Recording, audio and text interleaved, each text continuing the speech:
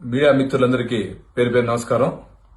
గత కొన్ని రోజుల నుంచి తిరుమల వెంకటేశ్వర స్వామి పైన జరుగుతున్న సంఘటనలన్నీ మీకు తెలుసు. ఈరోజు పెద్ద ఆయన మానేసి నారా చంద్రబాబు నాయుడు గారు, అదేవిధంగా డిప్యూటీ సీఎం పవన్ కళ్యాణ్ గారు, అదేవిధంగా నారా లోకేష్ గారి నేతృత్వంలో ఈరోజు ఈ కల్తీ లడ్డు వ్యవహారం పైన కూడా స్విఫ్ట్ అధికారిని వేసి ఒక కమిటీ ద్వారా దర్యాప్తు చేయడం శుభపరిమాణం. ఎందుకంటే ఇదంతా చెప్తున్నా అంటే కలియుగ వెంకటేశ్వర స్వామి అంటే అందరికి పవిత్రమైంది. అటువంటి చోట జరిగిన సంఘటన యావత్ భారతదేశం కాదు, యావత్ ప్రపంచంలో అందరూ కూడా హిందూ సోదరుల మనోభావాలు దెబ్బతినింది.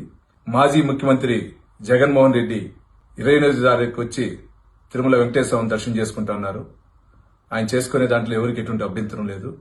కానీ ఆయన సంబంధించినటువంటి మాజీ ఎమ్మెల్యేలు గాని, మాజీ మంత్రులు గాని అందరినీ, ప్రతి ఒక్కరిని కాళహస్తి నియోజకవర్గం నుంచి రేణుగుంటకు రమ్మని, చంద్రగిరి నియోజకవర్గం నుంచి దామినీడికి రమ్మని, తిరుపతి నియోజకవర్గం నుంచి అలిపిరి రమ్మని ఒక 8 నుంచి 10,000 మందిని వైసీపీ కార్యకర్తల్ని, వైసీపీ ఏకార్తల ముసుగులో కొందరు గూండాలను కూడా రమ్మని తిరుమల వెంకటేశ్వర స్వామి సన్నిధిలో భక్తులు చేసుకున్నటువంటి దర్శనం దగ్గర కూడా ఏదో విధంగా చేసి డైవర్షన్ రాజకీయం చేయాలని ఉన్నారు.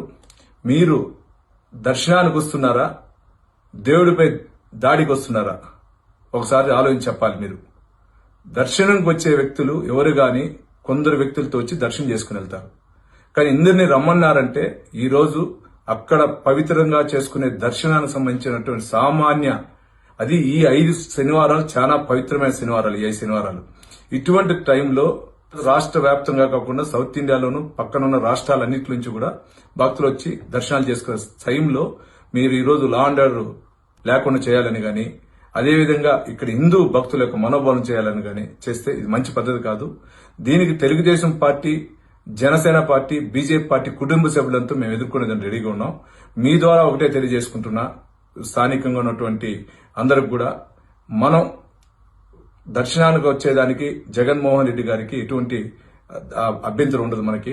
కానీ ఆ ముసుగులో వస్తున్న గూండాలను ఎదుర్కోవాలని మీ ద్వారా, మీడియా ద్వారా కూడా ప్రతి ఒక్క కుటుంబ సభ్యుడిని, ఈ తిరుపతి నియోజకవర్గం గాని, పక్కనున్న చంద్రగిరి నియోజకవర్గం గాని, పక్కనున్న కాళహస్తి నియోజకవర్గ పౌర ప్రజలందరూ కూడా చేతులెత్తి నమస్కరిస్తూ విజ్ఞప్తి చేస్తున్నాను. మీ పులివర్తి నాని, చంద్రగిరి ఎమ్మెల్యే.